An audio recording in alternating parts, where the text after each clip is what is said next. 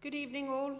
Before proceeding with the formal business of the meeting, I would like to ask Reverend David Kesterton of All Saints with St. Peter, Luton to lead us in prayer.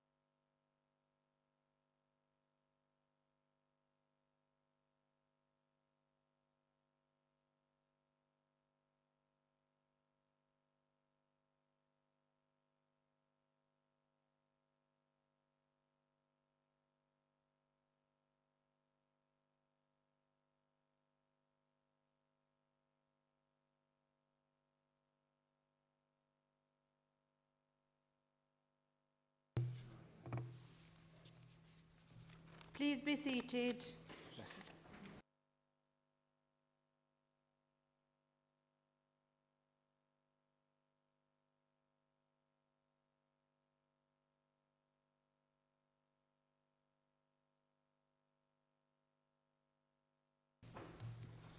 Welcome to this meeting of the Council.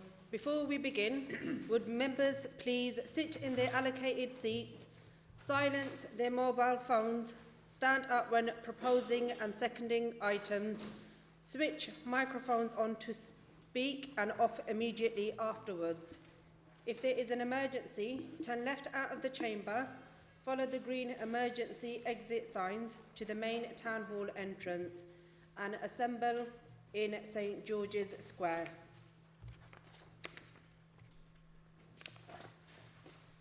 Please note, this meeting is being live streamed to the public. Any members of the public present are entitled to take photographs, film, audio record and report on the business held in public, but must not act in a disruptive manner. If they do so, they may be asked to leave. The first item of business is to receive the minutes of the meeting of the Council held on the 26th of September 2022 as set out on pages 5 to 9. Does the Council approve the minutes and agree to me signing them as a correct record? Thank you. Are there any apologies for absence this meeting? Madam Mayor, I have received apologies from Councillors A. Hussain, Keynes, K. Malik, Underwood and Goading. Madam Mayor, Alan Skeppelhorn and Peter Chapman is on his way, may be late, depends on the M25. Madam Mayor, Councillor Samara Khurshid is also sending apologies. Madam Mayor, also Councillor Moles is on her way, may be a bit late. Right, thank you. Madam Mayor, can I include Gilbert Campbell, please? Right, thank you. Members, please note that voting will be by exception. Rather than calling out each member's name to record their vote, I will ask members to indicate if they wish to vote against a motion. If no member votes against, I will declare the item carried. The outcomes will not be recorded in the minutes unless 6 members of the Council indicate that they wish for this to happen, in accordance with Standing Order 20.2. It is my very sad duty to report the recent death of former councillor Dave McGill. The late Councillor McGill was first elected to the council on the 2nd of May 1991 and served continuously until May 2007. Does any member wish to speak? Thank you, Madam Mayor.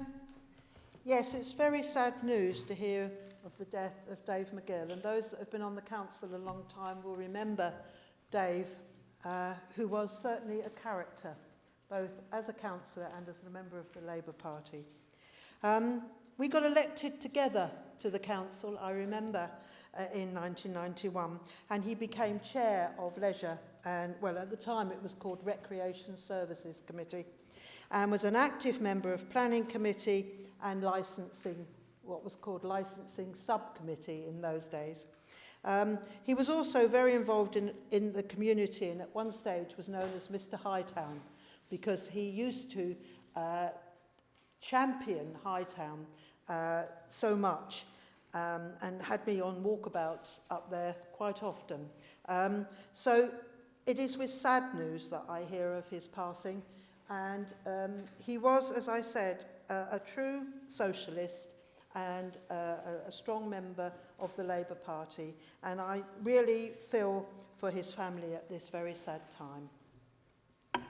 Councillor M. Hussain. Thank you, Madam Mayor. It's really sad to hear the sad death of Dave McGill, but when I first got elected, I got to know him. He's not only a character, but you could have an argument which will never end in one day. Because if you bumped into him the next day, he will remember and he'll continue that same thing. Recently, I met him about 6-7 months ago in the Arndale, and he reminded me a number of times where we disagreed on a major issues, and we had voted in the council in a different way. And that was Dave. Dave was a true socialist. He never compromised on anything, and never compromised even when the leader told him to do so. And that was one of the qualities I admired most. There's not many people that are as principled as Dave McGill was. So it was a pleasure to know him, and we sadly will miss him. Thank you. Councillor Franks. I'm not sure how pleased Dave would have been for this, but in fact, he ended his life in a care home in Barnfield, a Liberal Democrat ward. I think he may not have been too pleased, but there you go. I first met Dave in the mid-1970s, and what can you say? The first word I think that comes to my mind every time I think of him is enthusiasm and inspiration, because he was the mastermind behind a very long-running and successful Hightown Festival that took place at first in Hightown Road and then in People's Park. And of course he didn't do it on his own, but he inspired people to come along and get involved and make it work. And it was greatly enjoyed by everybody who attended. Yes, I'm sure he'll be missed. Let's just hope that his family are able to deal with this, in a fairly straight way. They will be aggrieved without any doubt. Thank you. Are there any other speakers? I invite the council to stand in silent tribute in memory of former councillor Dave McGill.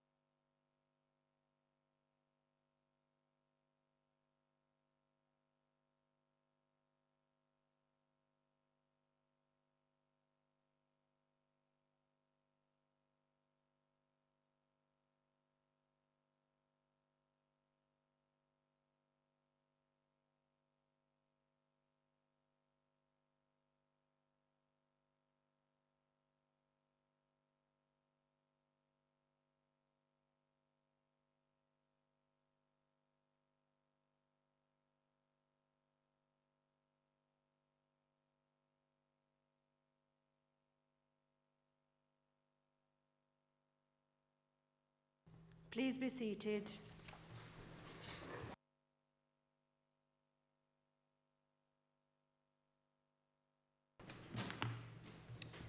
I have pleasure in inviting you to my employer, Bretherton Law's annual Christmas charity quiz night on Thursday, the 1st of December 2022 at 6:30 p.m. at the Slug and Lettuce, St Albans.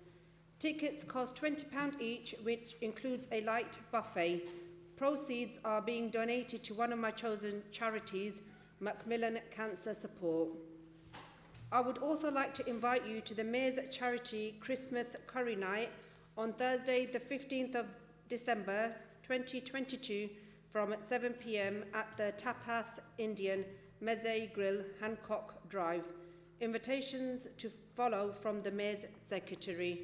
I hope to see as many of you there as possible. All members of the Council... Madam Mayor, all members of the Council have been circulated with a list of items before the Council this evening which fall within the ambit of Section 106 of the Local Government Finance Act 1992. Any member affected should disclose the fact and refrain from voting on any question relating to those items. Madam Mayor, I have received no Section 106 disclosures and I've also received no disclosures of interest. Thank you. I now call upon Councillor Yasmin Waheed to present the report of the Bedfordshire Fire and Rescue Authority as set out on pages 10 to 37. Thank you, Madam Mayor.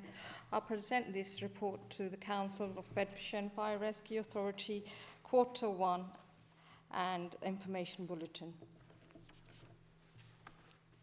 Is the motion seconded? Seconded, Madam Mayor. Are there any questions?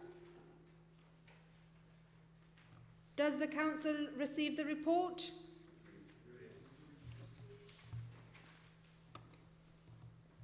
With regard to agenda item 6, there are no written questions this evening for the Bedfordshire Fire and Rescue Authority. There is also no report of the Bedfordshire Fire and Rescue Authority on the agenda this evening.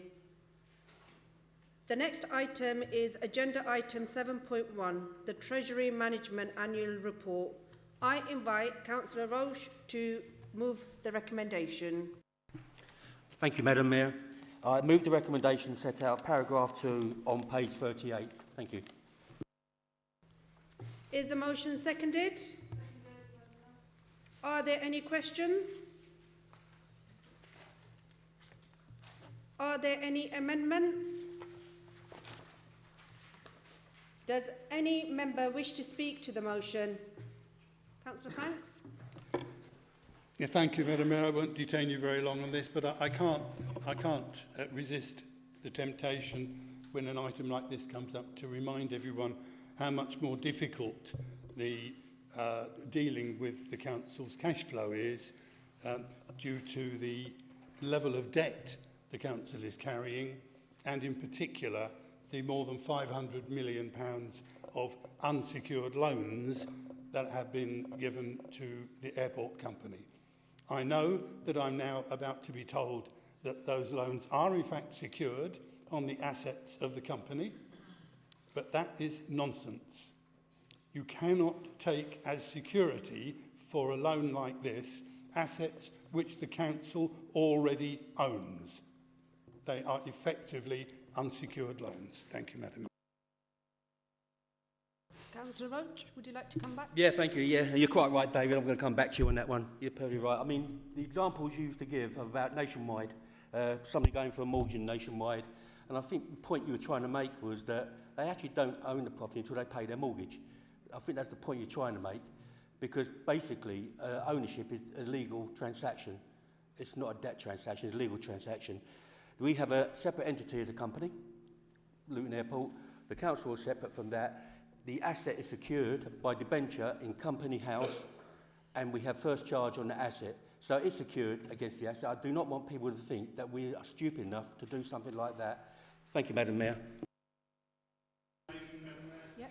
I have never, ever said that you don't own your house until you've paid off the mortgage. You do.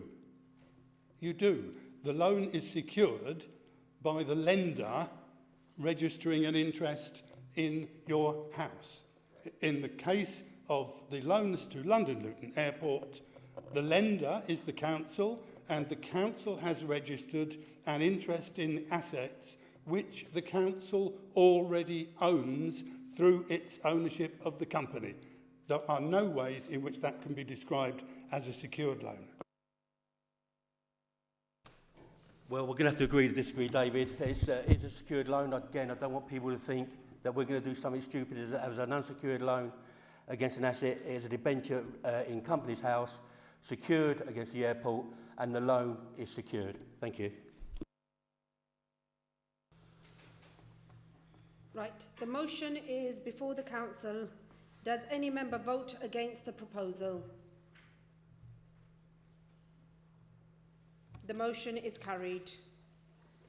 The next item is agenda item 8.1, review of the council's constitution.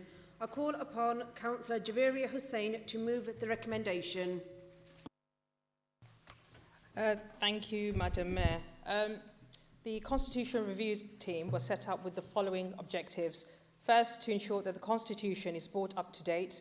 Second, wherever possible, to express that the Constitution is in plain English and makes it easier to navigate. Third, to reduce the size of the Constitution. Fourth, to improve the connections between the different parts of the Constitution. And fifth, to make it easier to keep the Constitution up to date in the future. And I believe that we have actually met those objectives. As such, the Constitution Committee is satisfied that those objectives have been met, and I therefore move the recommendation set out at paragraph 2 on page 52. Thank you. Is the motion seconded? Seconded, Madam Mayor. Are there any questions? Are there any amendments? Does any member wish to speak to the motion? The motion is before the council. Does any member vote against the proposal? The motion is carried. The next item is agenda item 9.1, appointment of honorary recorder. I call upon Councillor Simmons to move the recommendation. Thank you, Madam Mayor. I move the recommendations as set out on page 458 to 461, points 1 and 2 on the report. Thank you. Is the motion seconded? Madam Mayor. Are there any questions? Are there any amendments? Does any member wish to speak to the motion? The motion is before the council. Does any member vote against the proposal? The motion is carried. The next item of business is the notice of motion set out at agenda item 10. I call upon Councillor Bridgen to move the motion. Thank you, Madam Mayor. I'm moving this motion because I've watched with concern how desperate people risking their lives crossing the channel have been dehumanised. We hear the description, illegal immigrants, boats crossing the channel, more recently, an invasion. But we never hear them described as people seeking asylum. The right to seek asylum is a human right. You can call me a bleeding heart liberal, but I believe that asylum seekers should be treated with compassion and they should be given a safe route to seek asylum. But regardless of whether you agree with me or not, their human rights are the same as our human rights. We have seen during the leadership campaigns of the Tory party and at Tory conference that our current Home Secretary has declared that it's her dream to see a Telegraph front page story of a plane with asylum seekers taking off for Rwanda. She's also made clear that she would see our human rights protections afforded to us by the European Convention on Human Rights removed in order to achieve that unhinged dream. This is not a view of a small fringe within the Tory party, though. Her elevated position as Home Secretary indicates she has significant support within the party. And though this may not be formal government policy, There is clearly support for it, in the same way that lifting the ban on fracking wasn't government policy until it became government policy. There are other protections such as the Human Rights Act, but this is national legislation which can be changed by any government with a huge majority. And I understand that this is already under review by Dominic Raab. It is enforced by UK courts, and we have already seen the UK judicial system attacked by both right-wing press and by government ministers, with judges declared enemies of the people, and with human rights lawyers derided as lefty lawyers.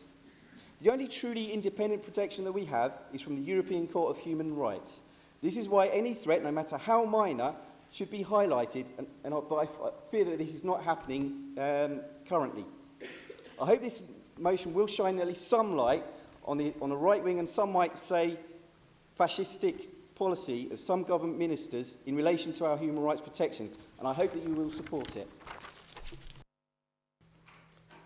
Thank you. Is the motion seconded? Yes, Madam Mayor, and reserve the right.